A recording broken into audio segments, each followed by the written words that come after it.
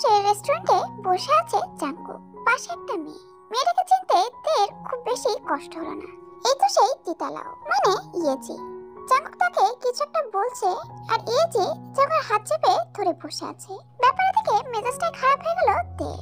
এটা জাঙ্কুকের important meeting, যার জন্য তেকে ড্রপ করার মতো টাইম তার কাছে হলো না। তের থেকে এই মেয়েটা জাঙ্কুকের কাছে বেশি ইম্পর্টেন্ট হবে না বা কেন? তের তো মনে হয় তে ছাড়া এই পৃথিবীর সবাই জাঙ্কুকের কাছে ইম্পর্টেন্ট। তের থাকা বা না থাকা আসলে জাঙ্কুককে বিন্দুমাত্র ভাবায় তের তো মনে হয় না। ড্রাইভার চাচা, গাড়ি ঘোরান, বাসায় যাব। কেন মা, কোচিং এ যাবেন না? না চাচা, শরীরটা ভালো লাগছে না, বাসায় যাব। বাড়ির দরজায় পা দিতেই জিন হাজির। তার চোখে মুখে আনন্দের বহিঃপ্রকাশ স্পষ্ট। কিরে, চলে এলি যে? ভালো লাগছিল না, তাই চলে এলাম। একটু ফ্রি স্পেস দরকার, আমি বোর। তাহলে এক কাজ কর, আমার সাথে শপিং এ চল। হঠাৎ শপিং এ কেন মামনি? ভাইজানের বাসায় যাব, কতদিন পর যাচ্ছি, তাই ভাবলাম ওদের জন্য কিছু কেনাকাটা করব। তুই আমাকে হেল্প করবি, তাছাড়া মাইন্ডও ফ্রেশ হয়ে যাবে। চল না মা। আচ্ছা চলো, লক্ষ্মী মেয়ে, চল। প্রায় ঘন্টা দুয়েক ধরে শপিং মলে ঘুরে বেড়াচ্ছে, এখনো একটা শাড়িও পছন্দ করতে পারেনি জিন। তার ধারণা মতে তার ভাবি মাকে যেন তেন জিনিস দেওয়া যাবে না। একটা দোকানের সামনে দাঁড়িয়েছে তে, চোখে মুখে বিরক্ত স্পষ্ট। হঠাৎ পিছন থেকে কেউ একজন বলে উঠল, এই শাড়িটা কেমন? কথাটা শুনে তে আর জিন দুজনেই ফিরে তাকালো। বোকা মেয়েটা শাড়ি নিয়ে দাঁড়িয়ে আছে। শাড়ি থেকে জিন বেশ খুশি হলেন বলেই মনে হলো। থ্যাংক ইউ বাবা, শাড়িটা আসলেই সুন্দর। চাচি মনি, তুমি আমাকে থ্যাংক ইউ বলছো? তুমি কে? আমাকে চেনো? দেখেছো, চিনতে পারোনি। আমি বোগাম। বোগাম? আরে তুই তো তাল গাছের মতো লম্বা হয়ে গেছিস। তাদের কথা শুনে তে হেসে দিল।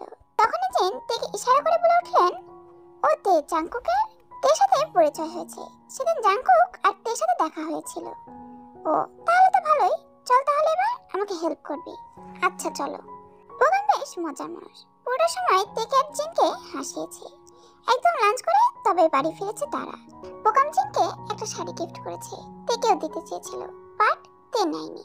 কিন্তু গাড়ি থেকে নামার সময় বোগাম এক প্রকার জোর করে হাতে একটা গিফট বক্স ধরিয়ে দিয়েছে।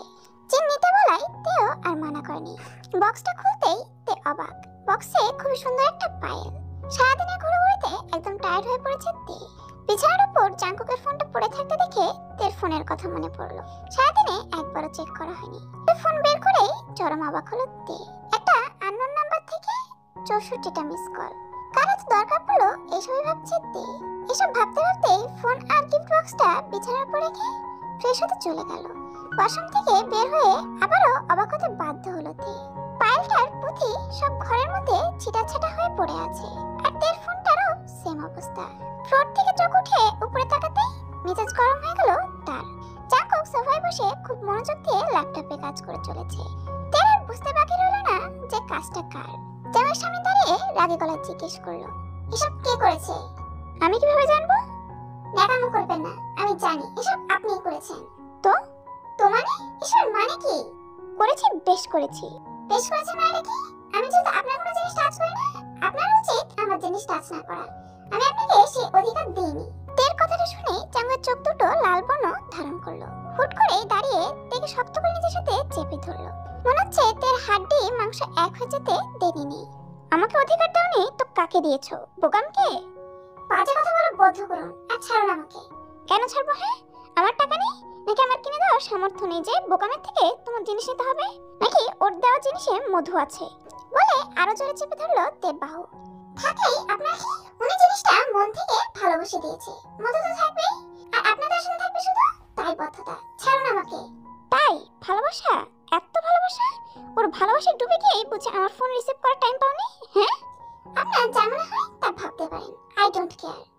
বলে জাঙ্কুকে ধাক্কা দিয়ে সরিয়ে দিতে গিয়ে উল্টো দুজনেই খাটে পড়ে গেল। জাঙ্কুকের জন্য বেশ সুবিধাই হলো মনে হচ্ছে। দেখে বিছানার সাথে শক্ত করে চেপে ধরে বলল, ইউ ডোন্ট কেয়ার না? তোমার কোনো ধারণা আছে ড্রাইভার চাচা যখন ফোন দিয়ে বললো তুমি অসুস্থ তাই মাঝ রাস্তা থেকে ঘুরে আসছো, আমি কতটা টেনশনে পড়ে গিয়েছিলাম, ছুটে এসেছি বাড়িতে, আর এখানে এসে তো দেখি অসুস্থতার নামে রং লীলা চলছে। আপনাকে বলেছিলাম কেন টেনশন করতে? আপনি আপনার ইম্পর্টেন্ট মিটিং নিয়ে টেনশন করুন, সাথে আপনার জাস্ট ফ্রেন্ড ইয়েজি কে নিয়ে আমি রং লীলা করছি না প্রেম লীলা সেটা নিয়ে আপনাকে না ভাবলেও চলবে। চুপ, একদম চুপ। ছোট ভাই, ভাবি, খালাম্মা দুই হাতে মুখ ঢেকে নেই সানা। আমি তো দেখি নাই, মাফ করবেন ছোট ভাইজান, আসলে দরজা খোলা ছিল তো তাই আর নক করি নাই। সানার হঠাৎ আগমনে তে ভীষণ লজ্জায় পড়ে গেল। সে তো ভাবছে অন্য কিছু, কিন্তু এখানে তো হচ্ছে অন্য কিছু। তাই আবারও ছোটাছুটি শুরু করলো, কিন্তু জাঙ্কুক ছাড়ার বিন্দুমাত্র প্রয়োজন মনে করছে বলে মনে হচ্ছে না। দেখে আগের মতোই চেপে ধরে সানাকে বলল, এসে তো গেছিস, এখন আর সরি বলে কি লাভ? তুই নিচে যা, আমরা আসছি। সানা আচ্ছা বলে লজ্জা রাঙা মুখ নিয়ে এক প্রকার ছুটে বেরিয়ে গেল। কি সমস্যা আপনার? ছাড়ুন বলছি। আর হ্যাঁ, আপনার জন্য এটা খুশির সংবাদ, আমি কালই বাসায় চলে যাব। বাসায় চলে যাব মানে? বাসায় চলে যাব মানে বাসায় চলে যাব। এখানে আমি থাকছি না।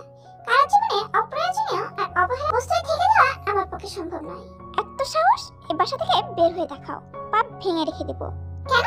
সমস্যা কি আপনার? আপনি তো এটাই চান যে আমি আপনার জীবনে না থাকি, তো থাকবো না। এটা আপনার সমস্যা থাকুক বা না থাকুক আমার কোনো যায় আসে না। আমি কালই চলে যাব, মানে চলে যাব। না, তুমি যাবে না, আমি যেতে দেব না। আজ থেকে কোচিং ছাড়া বাড়ির বাইরে বেরোনো বন্ধ। কিভাবে যাও সেটাও আমি দেখব। কথাটা বলেই জাঙ্কুক চলে গেল। এর মধ্যেও জেদ চেপে বসলো, আমি তো যাবই। সবাই খেতে বসেছে, যার যার মতো খাচ্ছে সবাই। আর তে ভাবছে কিভাবে বাড়ি যাওয়া যায়। জাঙ্কুক তো কিছুতেই অ্যালাউ করবে না। হঠাৎই তার মাথায় বুদ্ধি খেলে গেল, মামনি, আমি তোমার সাথে যাব। কোথায়? তোমার বাপের বাড়ি। নিবে না ভাই? তা নিব, কিন্তু তোর কোচিং 2-3 দিনেরই তো ব্যাপার, কিছু হবে না। আমি নিয়ে চলো না প্লিজ। না, তোমার কোথাও যাওয়া হবে না। না না, আমি যাব। আমি না করেছি মানে না। মামু, ওনাকে একটু বলো না, আমি যাব। আমার মোটেও কিছু ভালো লাগছে না। জাঙ্কুক, থাক, যেতে দে, বাচ্চা মেয়ে। বাবা, তুমি ওকে আশকারা দিও না প্লিজ, এমনি ফাজিল একটা। এই তুই চুপ কর। তেমা, তুই আমার সাথে যাস। হ্যাপি? অনেক। জাঙ্কুক তের দিকে রাগে চোখে তাকিয়ে আছে। তাতে তের কি? তের কাজ তো হয়ে গেছে। এবার থেকে জাঙ্কুক বেবি, তুমি আমাকে কই পাও? তে বই হাতে বসে আছে, আর তার ঠিক সামনে দাঁড়িয়ে আছে জাঙ্কুক। তে সেদিকে ভ্রুক্ষেপ না করে বইয়ের পাতা উল্টে চলেছে ক্রমাগত। জাঙ্কুক দিকে না তাকিয়ে বুঝতে পারছে জাঙ্কুক তের প্রতি চরম বিরক্ত। বিরক্ত হলে হোক, দরকার হলে বিরক্ত ঠেলায় নাচানাচি করো। তুমি যাবে না। যাওয়ার কথাটা তের কানে ঢুকলো ঠিকই, আর সাথে সাথেই অন্য কানে বেরিয়েও গেল। যাওয়ার কথাই গুরুত্ব না দিয়ে তে বইয়ের দিকে বেশ মনোযোগ দিয়ে তাকিয়ে আছে। ভাবটা এমন যে বইয়ের পাতা থেকে চোখ সরলে পৃথিবী ধ্বংস হয়ে যেতে পারে। আর তে কিছুতেই সে রিস্ক নিতে চাচ্ছে না। তে ভাবের 12টা বাজতে চোখ বইটা টেনে ছুঁড়ে ফেললো। তে এবার অসহায় দৃষ্টিতে তাকালো। কথা কানে যাচ্ছে না? যাচ্ছে তো। তাহলে কথাটা ভালো করে শুনে রাখো, তুমি মার সাথে যাচ্ছ না। কিন্তু কেন? আমি বলছি তাই। আদিত্য, আপনার সাথে বিয়ে হয়েছে বলে আপনি কি আমাকে ঘর বন্ধ করে রাখবেন? এই ঠিক বলুন। আমি তো অন্য কারোর সাথে যাচ্ছি না, মামুর সাথেই যাচ্ছি। আমি বাসায় থাকতে থাকতে বোর। জাঙ্কুক তের মুখের দিকে কিছুক্ষণ তাকিয়ে থেকে বলে উঠলো, আচ্ছা যাও, বাট কালকে চলে আসবে। কি? পাগল নাকি? কালই তো যাচ্ছি, কাল কিভাবে আসবো? আমি কিছু জানি না, কাল চলে আসবে ব্যাস। বলেই জাঙ্কুক রুম থেকে ফিরে গেল। বলেই হলো নাকি, কাল চলে আসবে। একবার গেলে 1 মাস আমার দেখা পাবে না, পাচ্ছো? Just wait and watch. সকাল 10টা, তে ব্যাকপ্যাক করছে, আর জাঙ্কুক ঘরের মধ্যে পায়চারি করছে। দেখে মনে হচ্ছে বেশ টেনশনে আছে। কি ব্যাপার, এভাবে দৌড়াচ্ছেন কেন? এক্সকিউজ মি, আমি দৌড়াচ্ছি না, হাঁটছি। তো এভাবে হাঁটছেন কেন? আপনার অফিস নাই আর ইম্পর্টেন্ট মিটিং? সেটা নিয়ে তোমাকে ভাবতে হবে না। আচ্ছা, না গেলে হয় না? না, হয় না। তাহলে আমিও যাব। হোয়াট? বলে কি? উনি সাথে থাকলে তো পুরো প্ল্যানটাই শেষ হয়ে যাবে। যেভাবে হোক ওনাকে আটকাতেই হবে। আপনি কেন যাবেন? তোমাকে আমার ভরসা হচ্ছে না, যদি পালিয়ে যাও। Like seriously? আপনার মাথায় এমন থার্ড ক্লাস চিন্তা ঘুরে? আর আপনি সাথে গেলে আদর্শ স্বামী স্ত্রী হওয়ার মন্ত্রণা করা লাগবে। সেটা না আপনার পক্ষে সম্ভব, না আমার পক্ষে। এখন ভেবে দেখুন। জাঙ্কুক চুপ করে আছে, হয়তো তের প্ল্যানটা কাজে লেগেছে। কিছুক্ষণ চুপ থেকে জাঙ্কুক বলে ওঠে, ফিলিক্সের থেকে দূরে থাকবা। তে অবাক হয়ে জাঙ্কুকের দিকে তাকালো। এই ফিলিক্সটা আবার কোন পদার্থ? ফিলিক্সটা আবার কে? আর দূরে বা থাকতে যাব কেন? ফিলিক্স মামুর ছেলে, 1 নম্বরের ছেঁচড়া। সুন্দরী মেয়ে দেখলেই পিছে লেগে যায়। আর আমার জিনিসে ওর বরাবর এক্সট্রা নজর লেগে থাকে। আগে রোজের পিছনে লেগে থাকতো, এবার নিশ্চয়ই তোমার পিছনে লাগবে। ইচ্ছে তো করে। One second. What did you say? আমি আপনার জিনিস? সেটা কখন বললাম? মাত্রই বললেন। আমাকে আপনার জিনিস বলে মনে হয়? তুমি ভুল শুনেছো, আমি বোঝাতে যাচ্ছিলাম তুমি এ বাড়ির বউ। সো তোমার সাথে উল্টাপাল্টা কিছু হয়ে গেলে তো মান সম্মান আমাদেরই যাবে নাকি? তাই বলছি ফিলিক্সের থেকে দূরে থেকো। মার সাথে যাবে, সবসময় মার সাথে সাথে থাকবে, মার সাথেই ঘুমাবে। ফিলিক্সের সাথে ফর্মালিটি দেখিয়েও কথা বলার দরকার নেই, ওর থেকে ডিসটেন্স বজায় রাখবে। ওর হাতে কিছু খাবে না, মাথায় ওড়না রাখবে। ওয়েট, আপনি একটা কাজ করুন, সবগুলো কাগজে লিখে দিন, আমি মুখস্থ করে নেব। তুমি আমার সাথে ফাজলামো করছো? তো কি করব শুনি? আমি কি বাবু নাকি? কি রে, তোরা ঝগড়া করছিস নাকি? কথা শুনে দুজনেই দরজার দিকে তাকালো। জিন দাঁড়িয়ে আছে। দুজনেই থতমত খেয়ে দাঁড়িয়ে আছে, কি বলবে বুঝতে পারছে না। ওদের এভাবে দাঁড়িয়ে থাকতে দেখে জিন আবার বলে উঠলো, কি ব্যাপার, তোরা ঝগড়া করছিস? কিন্তু কেন? আমি মোটেও ঝগড়া করছি না, সব দোষ তোমার ছেলে। উনি আমাকে কিছুতেই যেতে দিতে চাচ্ছেন না। জাঙ্কুক, তুই ওকে যেতে দিতে চাচ্ছিস না কেন? আমি মানা করেছি নাকি? নিয়ে যাচ্ছ যাও, কিন্তু তোমার গুণধর ভাইপোকে আমার বউ থেকে দূরে থাকতে বলবে। উল্টাপাল্টা কিছু করলে আমার থেকে খারাপ কেউ হবে না। বলেই রেগে বেরিয়ে গেল। জিন কিছুক্ষণ সেদিকে তাকিয়ে থেকে তের দিকে তাকালো। জিন যথেষ্ট অবাক হয়েছে, হওয়ারই কথা। তে নিজেও চরম অবাক হয়েছে। জাঙ্কুকের মধ্যে কিছুই বুঝতে পারছে না সে। তবে জাঙ্কুকের বলা আমার বউ কথাটা শুনে কেন যেন প্রচন্ড আনন্দ লাগছে তের। জিন তের কাছে এসে বলে, বাহ তে, আমার ছেলে তো তোকে নিয়ে খুব ইনসিকিউর ফিল করছে। প্রেম চলছে নাকি? জিনের মুখে এমন কথা শুনে তে আরো অবাক হলো। ছেলের বউয়ের সাথে কোনো শাশুড়ি যে এভাবে কথা বলতে পারে তে আগে কখনো দেখেনি। দেখে মাথা নিচু করে থাকতে দেখে আবারও বলে উঠলেন, হয়েছে, আর লজ্জা পেতে হবে না।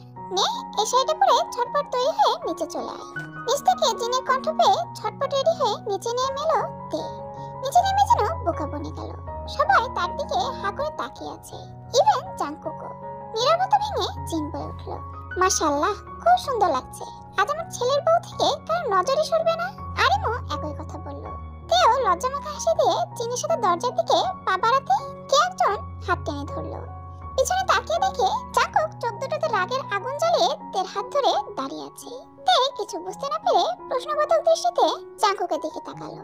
ঠিক তখনই জাঙ্কুক বলে উঠলেন, শাড়িটা চেঞ্জ করে তারপর যাও। কেন? এই শাড়ি তোমাকে ভালো লাগছে না। আর এত সেজেছো কেন? পেতনি লাগছে। এগুলো ক্লিন করে তারপর যাবে। জাঙ্কুক, ওকে যথেষ্ট সুন্দর লাগছে, তোকে আর মাতব্বরি করতে হবে না, ছাড় ওকে। কিন্তু মা, আমি ছাড়তে বলেছি। জিনের কথাই জাঙ্কুক থেকে ছেড়ে দিল, কিন্তু চোখ দেখে মনে হচ্ছিল পারলে এখনই খেয়ে ফেলবে তেকে। গাড়িতে বসে আছে, তের পাশেই জিন। ভাবছে এখান থেকে বাসায় যাওয়ার জন্য জিনকে কিভাবে রাজি করানো যেতে পারে। গাড়িটা তেদের বাসার সামনে দিয়ে যাবে। তে ভাবছে কি করা যায়। গাড়িটা তেদের বাসার কাছাকাছি আসতে নাকা কান্না শুরু করে দিল তে। কি ব্যাপার, কাঁদছিস কেন? এমনি। মোটেও এমনি না। এমনি এমনি কেউ কাঁদে নাকি? বল কি হয়েছে? আমার জন্য মন খারাপ লাগছে। হঠাৎ করে মন খারাপ কেন লাগছে?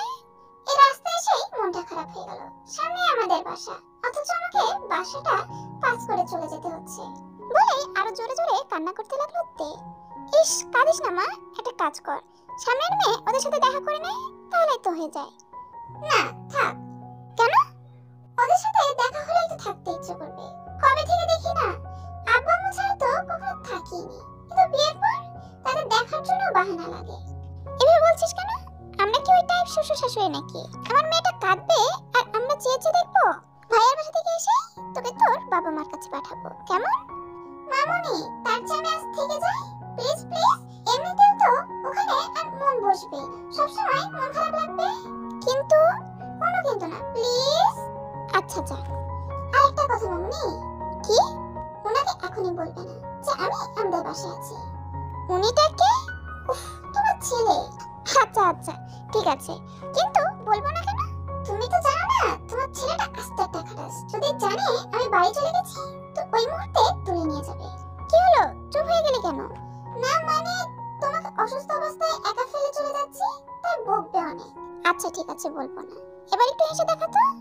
অবশেষে তের প্ল্যান সাকসেসফুল হলো। তের ইচ্ছে করছে জিনকে জড়িয়ে ধরে চুমু খেতে, বাট নিজেকে সংযত করলো। 5 মিনিট হলো বাসার সামনে দাঁড়িয়ে আছে তে।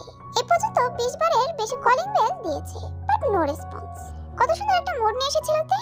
ভেবেছিল মা দরজা খুলবে আর তাকে চমকে দিয়ে একটা টাইট হাত দিবে, কিন্তু ওই যে ভাগ্য, শেষমেশ দরজা খুললো তের বাবা সুবিন।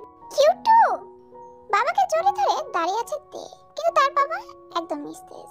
ধীরে ধীরে হাতের পাতাটা হালকা করে সুবিনের মুখের দিকে তাকাতে অবাক হলো। তার বাবা কাঁদছে। আব্বু, কাঁদছো কেন? পেট ব্যথা করছে? তের কথায় সুবিন হালকা হেসে দিল। ছোটবেলা থেকে দেখে আসছে তেরা কেউ কাঁদলেই বাবা ব্রুকুচকে গম্ভীর স্বরে বলে ওঠে, কি ব্যাপার, পেটে ব্যথা করছে? সুবিন হঠাৎ হাসি থামিয়ে দেখে বুকে জড়িয়ে নিয়ে বলল, সরি কিউটি। কেন? এত তাড়াতাড়ি আমার থেকে দূরে সরিয়ে দেওয়ার জন্য, তো স্বপ্নগুলো বলে দিতে বাধ্য করার জন্য, আমার বাচ্চাটাকে রাতারাতি অন্যের ঘাড়ে চাপিয়ে দেওয়ার জন্য। তুমি চুপ করবা? আমার মেয়েটাকে বাচ্চা বাচ্চা বলতে বলতে খেয়ালই করনি তোমার কিউটিকে যে লাল শাড়িতে একদম বোবো লাগছে। ইয়ানজনের কথাই সুবিন আর তে সামনের দিকে তাকালো। ইয়ানজনের চোখও টলমল করছে। ইয়ানজন ছুটে এসে তেকে জড়িয়ে ধরবে, তখনই ইয়ানজনের পেছন থেকে কেউ বলে উঠলো, কি ব্যাপার, এখানে বুড়ি বুড়ি গন্ধ পাচ্ছি। ভাইয়া! বাহ, মাশাআল্লাহ, আমার বোনটাকে লাল শাড়িতে একদম পেতনির মতো লাগছে। মা, দেখেছো আমি কি পেতনি? ভালোবাসার মানুষগুলো আশেপাশে থাকলে সময়গুলোকে স্ট্যাচু বলে দাঁড় করিয়ে দিতে ইচ্ছে করে, কিন্তু তা তো আর হবার নয়। তাই দেখতে দেখতে 3 দিন কেটে গেল। এ পর্যন্ত জিনের সাথে বেশ কয়েকবার কথা হয়েছে। জিন আজই বাড়ি ফিরেছে। জাঙ্কুক থেকে তার সাথে দেখতে না পেয়ে কেমন রিঅ্যাকশন দিতে পারে তাই ভাবছে তে। জাঙ্কুকের কি আদৌ যায় আসবে তে থাকা না থাকাতে? হয়তো কাজ আর ফাইলের ভিড়ে তে জাঙ্কুকের মাথা থেকে বেরিয়ে গেছে। এসব ভাবতে ভাবতেই তে ঘুমের রাজ্যে পাড়ি জমালো। চোখটা খুলে ঘুম ঘুম চোখে কাউকে সোফায় পা ঝুলিয়ে বসে থাকতে দেখলো তে। থাকুক বসে, চাইলে পা উঠিয়ে বসে থাকুক, কার কি যায় আসে। কিন্তু তে রুমে কিভাবে কেন বসে থাকবে? তে রহস্য উদ্ঘাটনের জন্য চোখ দুটো পুরোপুরি খুলে লোকটির মুখের দিকে তাকালো, আর তাকেই খেলো বাস। এটা তো জাঙ্কুক। আপনি এখানে কি করছেন? ঘুম ভেঙেছে? এবার চলো। কোথায়? যেখান থেকে এসেছো। দেখুন, আমি যাব না। কিন্তু কেন? সত্যি তো, সে কেন যাবে না? কারণটা তো এই মুহূর্তে তার মাথায় আসছে না। 5 মিনিট টাইম দিলাম, গেট রেডি ফাস্ট। কথাটা বলে জাঙ্কুক বেরিয়ে গেল, আর তে কোমড়া মুখ করে বসে আছে। ঘড়ির দিকে তাকিয়ে দেখলো মাত্র 6টা বাজে। কোনো ভদ্রলোককে তে আদৌ সকালে 6টায় মুখ উঠে শ্বশুরবাড়ি আসতে দেখেনি। জাঙ্কুকই হয়তো পৃথিবীর সেই প্রথম মহামান্য ব্যক্তি। খাবার টেবিলে মুখ গোমড়া করে বসে আছে তে, তার পাশে জাঙ্কুক, আর অন্য পাশে জিহুব বসে গপাগপ খেয়ে চলেছে। কি ব্যাপার তে, খাচ্ছিস না কেন? আমি খাচ্ছি না তো তোমার কি হয়েছে? খাও না, বেশি বেশি খাও, খেয়ে খেয়ে বের হয়ে উড়ে যাও। আরে এভাবে কি হচ্ছে তেমা, এত হাইপার হচ্ছিস কেন? আমি যাব না। কিন্তু কেন? আমি অ্যাডমিশন পর্যন্ত এখানেই থাকবো, ব্যাস। তে জাঙ্কুক এসেছে তোমাকে নিতে, so you have to go. হ্যাঁ, এখন তো এটা আমার বাড়ি না, বোঝা হয়ে গেছে তো আমার। বাবা থাকুক না কিছুদিন। জাঙ্কুক, অ্যাডমিশনে তো আর মাত্র 1.5 থেকে 2 মাস বাকি, রেখে যাও না প্লিজ। ওর তো আমাদের থেকে দূরে থাকার অভ্যাস নেই। অভ্যাস না থাকলেও অভ্যাসটা গড়ে তুলতে হবে। আর তাছাড়া ওর কোচিংটা আমাদের বাসা থেকেই কাছে হবে, আর আমি নিজে ওকে ড্রপ করব, সো টেনশন ফ্রিও থাকতে পারবো। এখান থেকে ও একা একা আমি পারবো ম্যানেজ করতে। তাছাড়া ভাইয়া তো আছে, ও দিয়ে আসবে। এই ডাফার, বল দিয়ে আসবে না? হ্যাঁ হ্যাঁ, তুমি চিন্তা করো না, আই উইল ম্যানেজ। সরি ভাইয়া, বাট ওকে রেখে যেতে পারছি না, প্লিজ ট্রাই টু আন্ডারস্ট্যান্ড। জাঙ্কুকের এই কথাটুকু শুনে তে দৌড়ে রুমে গিয়ে দরজা দিয়ে বসে পড়লো। সে কিছুতেই যাবে না।